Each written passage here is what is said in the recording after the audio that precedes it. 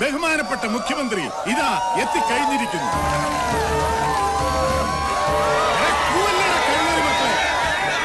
എടാ ഇരിക്കാൻ.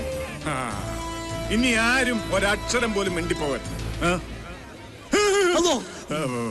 ക്ഷമിക്കണം, മുഖ്യമന്ത്രിക്ക് പകരം ബഹുമാനപ്പെട്ട ആഭ്യന്തര മന്ത്രിയാണ് മക്കളെ വരുന്നത്.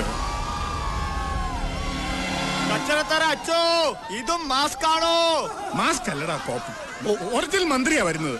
അല്ലടോ? അതെ അതെ അതെ.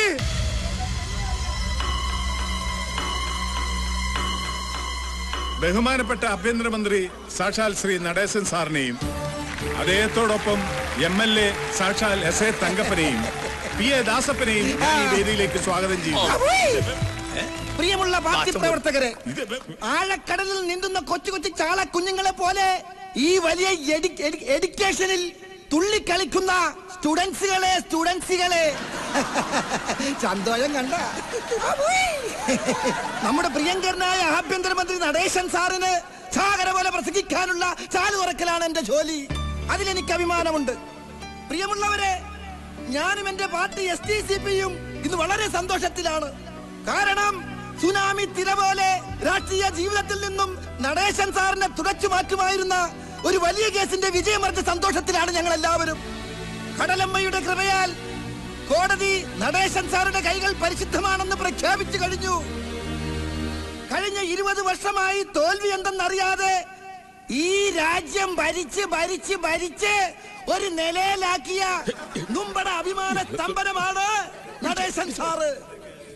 ഇനിയും ഇതുപോലെ 100 കേസുകൾ ഉണ്ടാക്കട്ടെ എന്നും അതെല്ലാം വിജയിക്കട്ടെ എന്നും ആശംസിക്കുന്നു. ജയ് ജയ് SDCP, ജയ് ജയ് SDCP, ജയ് ജയ്.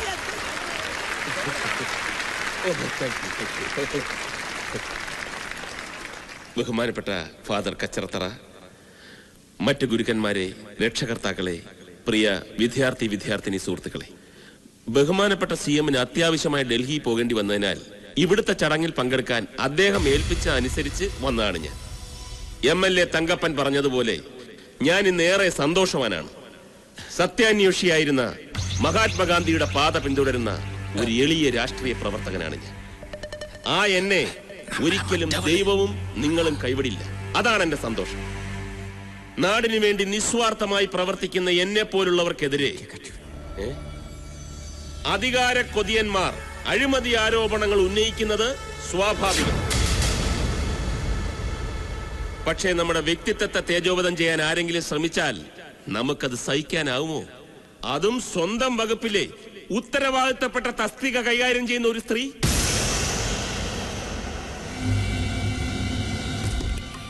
എന്റെ സ്റ്റാഫ് എന്ന പദവി ദുരുപയോഗപ്പെടുത്തി ആ സ്ത്രീ നടത്തിയ അഴിമതി ഞാൻ കണ്ടെത്തി താക്കീത് ചെയ്തപ്പോൾ സുന്ദരിയായ വിധവ ഭാരത സ്ത്രീകൾ തൻ ഭാവശുദ്ധിക്ക് കളങ്കമുണ്ടാക്കും വിധം ശാരീരിക ചേഷ്ടകൾ കാട്ടി എന്നെ പ്രലോഭിപ്പിച്ച് വശീകരിക്കാനാണ് ശ്രമിച്ചത്.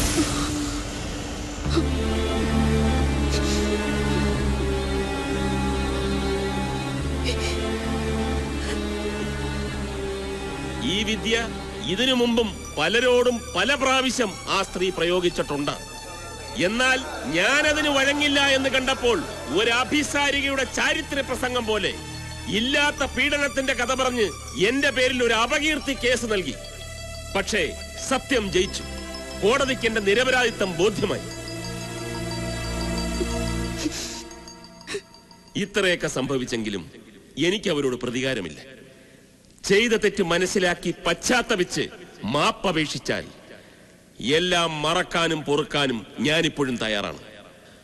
പക്ഷേ ഇനിയെങ്കിലും സ്വന്തം സൗന്ദര്യം മാന്യമായി ജീവിക്കുന്നവരെ ഉപദ്രവിക്കാൻ വേണ്ടി ഉപയോഗിക്കരുതെന്നും മാന്യതയുടെ മുഖംമൂടി അണിഞ്ഞ് ഒരു കുലടയായി ജീവിച്ച് ഈ സമൂഹത്തെ നശിപ്പിക്കരുതെന്നും ഈ അവസരത്തിൽ ഞാൻ അവരെ ഓർമ്മിപ്പിക്കുന്നു.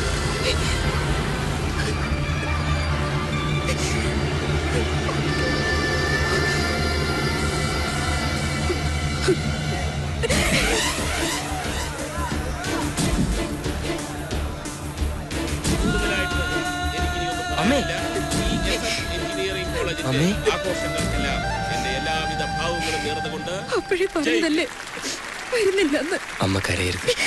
ഇങ്ങനെയൊക്കെ ഉണ്ടാവും ഞാൻ കരുതിയില്ല. സാരമില്ല, അമ്മ വീട്ടിലേക്ക് പോവുക.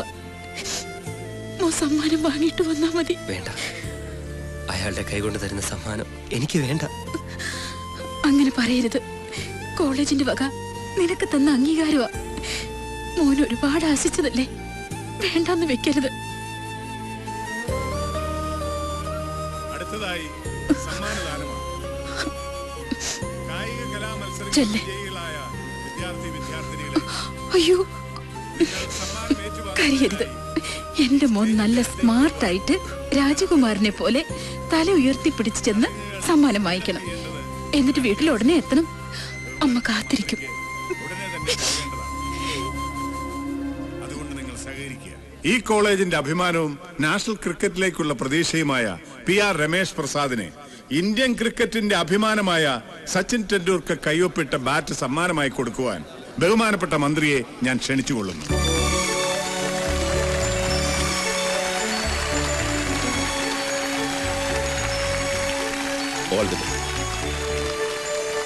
ഇനി 2 വാക്ക് പറയുവാൻ രമേശിനെ ഞാൻ ക്ഷണിക്കുന്നു. എനിക്കൊന്നും പറയാനില്ല ഫാദർ. Ramesh please come. വാടോ ഇങ്ങോട്ട്. ഞാനല്ലേ പറയണേ.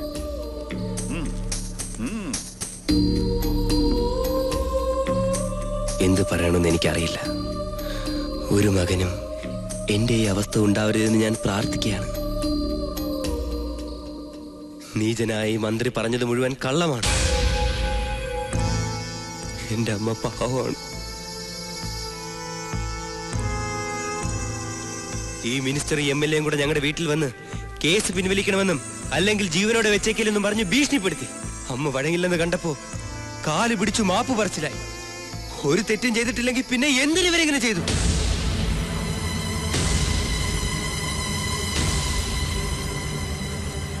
നമ്മുടെ നാട്ടിൽ നിയമം പോലും പാവപ്പെട്ടവനെതിരാണ്. പണത്തിന്റെയും പദവിയുടെയും സ്വാധീനം കൊണ്ട് മാത്രമാണ് ഇയാൾ ഈ കേസിൽ ജയിച്ചത്. തെമ്മാടിത്തരം പറയുന്നൂടെ കഴിവേറി. വേശിയുടെ മകന്റെ ഒരു വേദവാക്യം. എന്റെ അമ്മേനെ എന്താ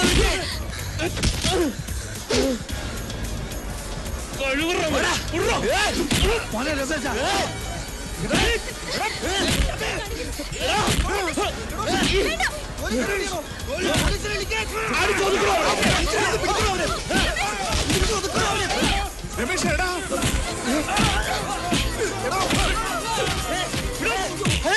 അവന്റെ കാര്യം പിന്നെ നോക്കാം. ആദ്യം മിനിസ്റ്ററെ രക്ഷിക്ക്. എങ്ങനെയെങ്കിലും നടേശൻ സാറിനെ രക്ഷിക്കണോ?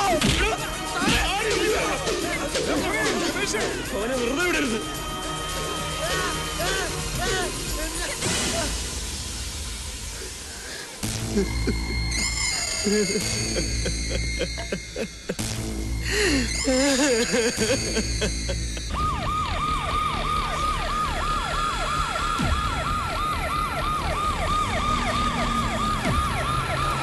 ഞാൻ പറഞ്ഞില്ലടാ, അവന്റെ കാര്യം ഒന്ന് കട്ട പോകയാ. ഇടിവണ്ടി വന്നു കഴിഞ്ഞ്. ആരാടാ ഈ രമേശ് പ്രസാദ്? അകത്തുണ്ട് സാർ. മാറാൻ മാറാൻ. എവിടെയാ കേരളക്കാരൻ കരുണാവൻ?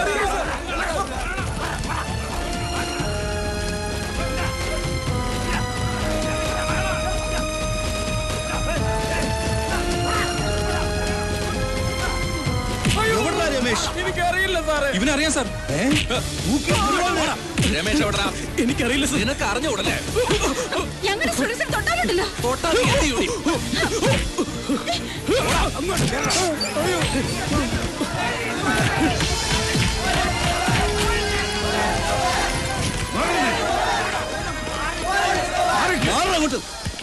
സൈലൻസ്.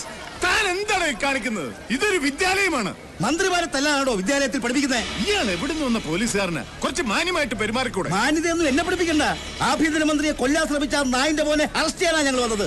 എവിടെയോ അവൻ എവിടെയെന്ന് ഞങ്ങൾക്ക് എങ്ങനെ അറിയാം? അവനപ്പോഴേ പോയില്ലേ? താനാരാ? പിയോണ്. ഒരു പിയോ. കാണിക്കുന്നേ അറിയത്തില്ലല്ലേ? കള്ള തിരുമാലി, മന്ത്രിയെ തല്ലി നീ വല്ല ഹീറോ ആയിട്ട് ഇതിനകത്തൊന്ന് ഒളിച്ചിരിക്കാനല്ല. സ്റ്റീഫ പ്ലീസ്, വൈരാഗ്യം തീർക്കേണ്ട സമയമല്ലേ ഇത്. പോലീസിനെ വിളിയടാ. ഇവന് ഇവളുമാർക്ക് ഒരു പണി കൊടുത്തില്ലേ പിന്നെ എന്തിനാ ജീവിച്ചിരിക്കുന്നത്? മര്യാദക്ക് പറയണം. എവിടെ രമേശ്?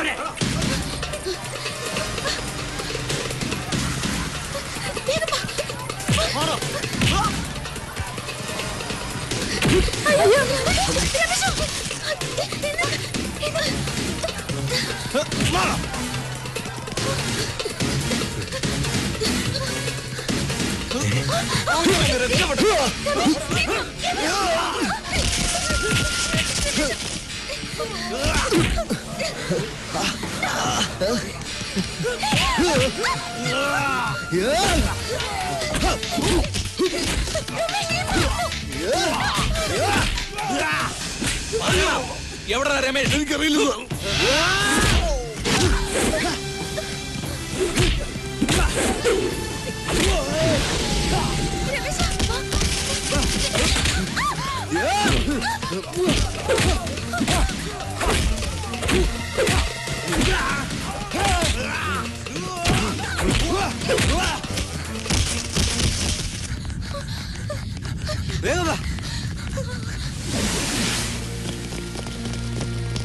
ഇത് അവന്റെ പാറ്റല്ലേ?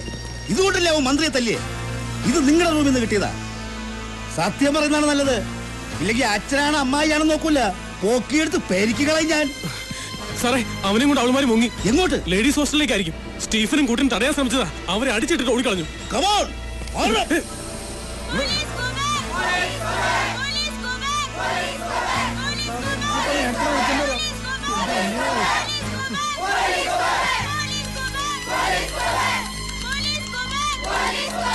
മര്യാദയ്ക്ക് മാറി നിൽക്കാനാ പറഞ്ഞത്. പെൺകുട്ടികൾ മാത്രം താമസിക്കുന്ന ഹോസ്റ്റലായത്.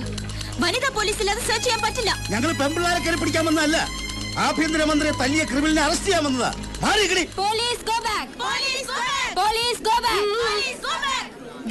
ഈ മേരി പൈസ് മേട്ടറായിരിക്കുന്ന ഹോസ്റ്റലായത്. ഇവിടെ എന്ത് നടക്കണമെങ്കിലും ഞാൻ അറിഞ്ഞിരിക്കണം. വനിതാ പോലീസ് ഇല്ലാതെ ഇതിനകത്ത് കയറാൻ പറ്റില്ല. ഞങ്ങളുടെ ഡ്യൂട്ടി തടസ്സപ്പെടുത്തരുത്. അവൻ ഇതിനകത്തുണ്ട്. അവനെയും കൊണ്ടേ ഞങ്ങൾ പോവും. ഇതിനകത്ത് ആൺകുട്ടികളെ കയറ്റി ഓടിയില്ല. പിന്നെങ്ങനെ ഒളിപ്പിക്കുന്നത്? അഥവാ അങ്ങനെ ആരെങ്കിലും ഒളിപ്പിച്ച അവളുടെ കൈ ഞാൻ വെട്ടും. അതിന് നിങ്ങൾ വേണമെന്നില്ല. വിശ്വാസമെല്ലാം കയറി പരിശോധിച്ചോളൂ. പക്ഷെ വനിതാ പോലീസ് വരണം. ലേഖേ, മുറിയിലുള്ള കുട്ടികളോടെല്ലാം പുറത്തേക്ക് വരാൻ പറയൂ. Yes madam. സർ,